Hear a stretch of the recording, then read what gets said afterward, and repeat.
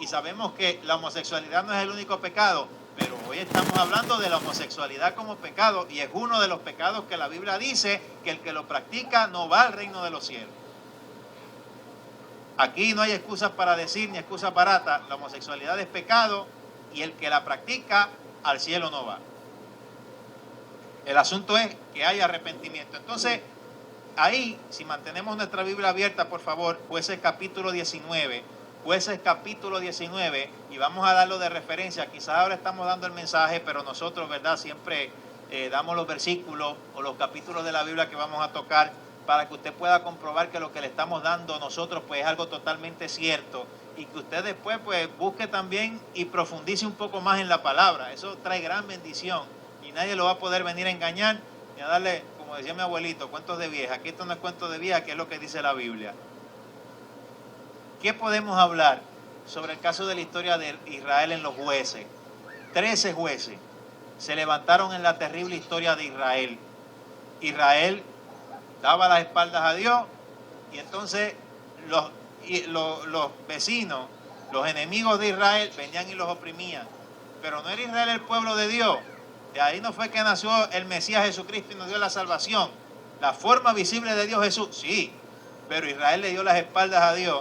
Y cuando te apartas de los preceptos divinos, por más hijo de Dios que sea, si te alejas, apartadito, y Dios no tiene poder sobre ti para protegerte.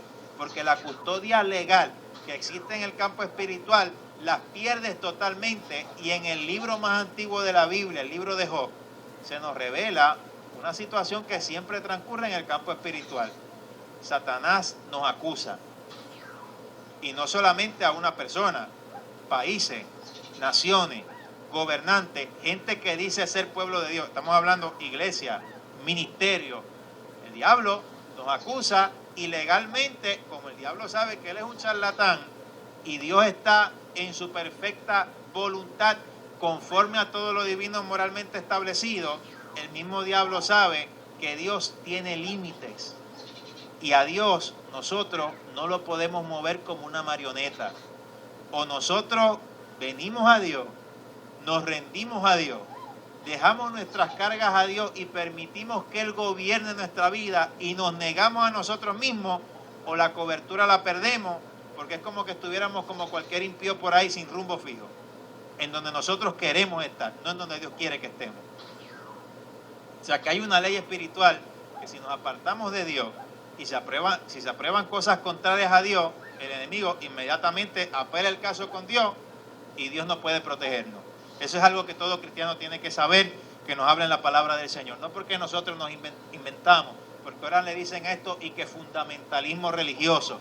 El asunto es que si tener un papá y una mamá y estar en la armonía que se vivía en otros años comparados a esto era fundamentalismo religioso, yo prefiero el fundamentalismo religioso a la perversión. El pueblo necesita volver a Dios. Y yo quiero dejar en claro algo: cuando decimos volver a la senda antigua no tiene que ver nada con ninguna denominación.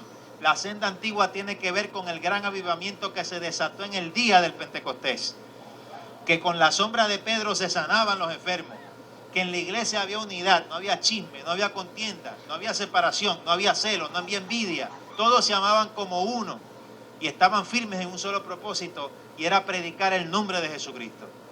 Eso es la senda antigua.